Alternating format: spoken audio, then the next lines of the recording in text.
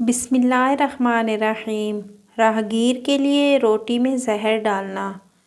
کہا جاتا ہے کہ ایک عورت تھی جو ہر روز اپنے گھر والوں کے لیے روٹی بناتی تھی اور ہر روز کسی بھوکے راہگیر کے لیے ایک اضافی روٹی بناتی تھی اور اس اضافی روٹی کو کھڑکی میں رکھ دیتی تھی۔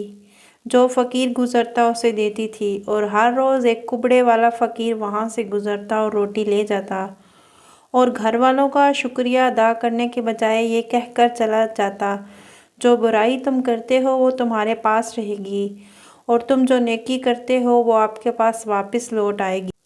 روزانہ کبڑا روٹی اٹھاتا تھا اور وہی الفاظ بولتا تھا، جو برائی آپ کرتے ہیں وہ آپ کے ساتھ رہتی ہے اور جو اچھائی آپ کرتے ہیں وہ آپ کے پاس واپس آتی ہے۔ عورت کو غصہ آنے لگا کیونکہ اس شخص نے شکر ادا نہیں کیا اور احسان نہیں کیا، اور وہ اپنے آپ سے کہنے لگی، یہ کبڑا ہر روز وہاں سے گزرتا ہے اور اپنا مبہم جملہ دہراتا ہے اور پھر سے چلا جاتا ہے۔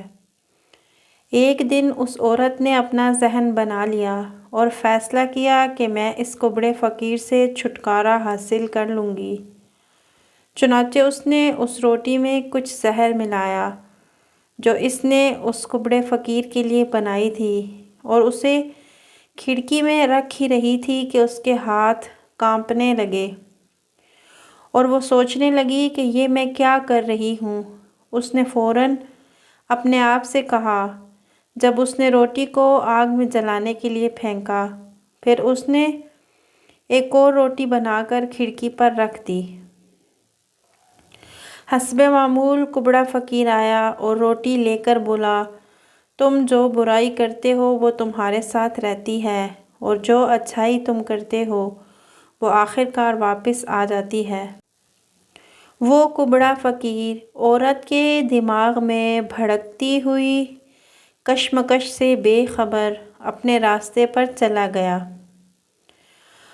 وہ عورت ہر روز روٹی بناتی تھی تو اپنے بیٹے کے لیے دعا کرتی تھی، جو اپنے مستقبل کی تلاش میں کافی عرصے سے دور تھا، اور کئی سالوں سے اس عورت کو اپنے بیٹے کی کوئی بھی خبر نہیں ملی تھی۔ اسی وجہ سے وہ پریشان رہتی تھی اور اس کی سلامتی کی دعائیں کیا کرتی تھی کہ کب اس کا بیٹا اس کے پاس واپس آ جائے۔ اس دن جب اس نے زہر آلود روٹی سے نجات حاصل کی تو شام کو گھر کا دروازہ کھٹکا۔ جب اس عورت نے دروازہ کھولا تو اسے بہت زیادہ حیرت ہوئی کیونکہ اس کا بیٹا دروازے پر کھڑا ہوا تھا۔